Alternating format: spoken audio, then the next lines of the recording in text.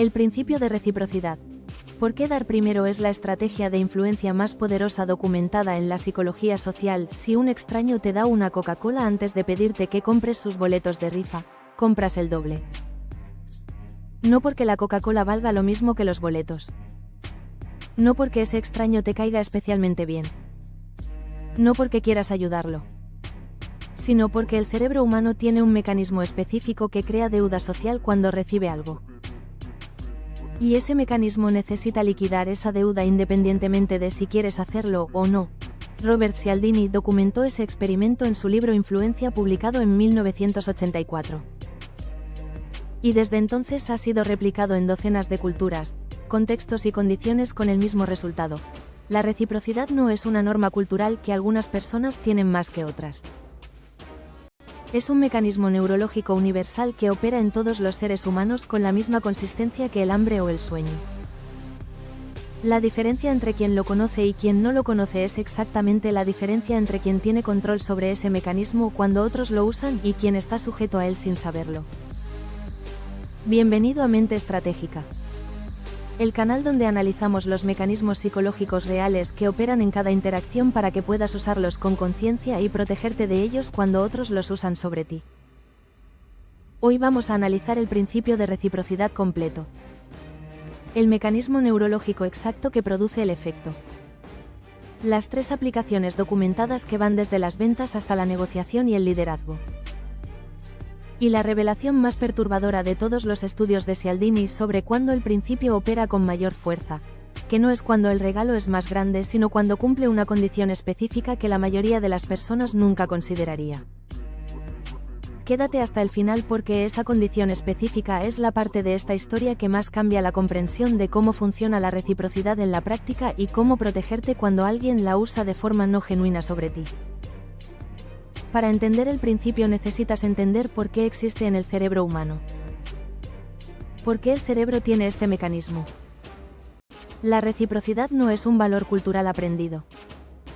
Es un mecanismo que los antropólogos y los psicólogos evolutivos identifican en todas las sociedades humanas documentadas, desde las más complejas hasta las más aisladas, con variaciones en la forma pero no en la existencia del principio.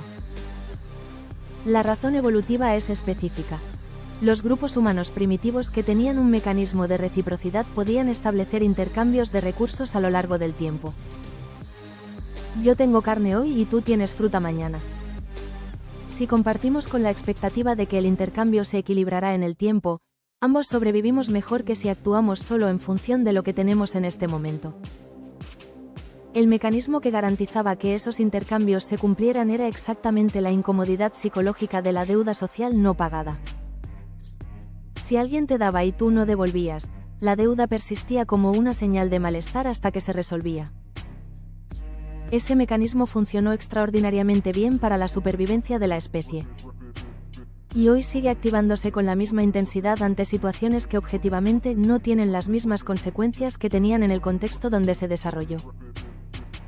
Una Coca-Cola de 50 centavos activa el mismo mecanismo que habría activado una porción de carne en un grupo de cazadores-recolectores. Y produce el doble de compra de boletos de rifa. Las 3 aplicaciones documentadas. La primera es la más directa y la más estudiada. Las muestras gratuitas en entornos comerciales. Los supermercados que implementan programas de muestras gratuitas documentan incrementos en ventas del producto muestreado de entre 200 y 300% en comparación con productos equivalentes sin muestra. El mecanismo no es que la persona prueba el producto y decide que es bueno. Es que recibe algo y el mecanismo de reciprocidad activa una disposición a comprar que no existía antes de recibir. La segunda aplicación es en la negociación profesional y es la que más directamente impacta en contextos de alto valor. Los negociadores que hacen una concesión menor al principio del proceso obtienen concesiones mayores de la contraparte en etapas posteriores con mucha mayor frecuencia que los negociadores que no hacen concesiones iniciales. La concesión inicial activa el mecanismo de reciprocidad en la contraparte que siente la necesidad de equilibrar el intercambio devolviendo una concesión de igual o mayor magnitud. Chris Voss, ex negociador del FBI, documentó variaciones de este principio en su trabajo en negociaciones de alto riesgo. La concesión estratégica no es debilidad. Es la activación deliberada del mecanismo más poderoso de cooperación disponible en el cerebro humano. La tercera aplicación es en el liderazgo y la construcción de redes de influencia. Los líderes que consistentemente dan antes de pedir información, recursos, reconocimiento o tiempo, construyen redes de influencia que los líderes transaccionales, que dan solo cuando esperan recibir algo específico a cambio, no pueden replicar.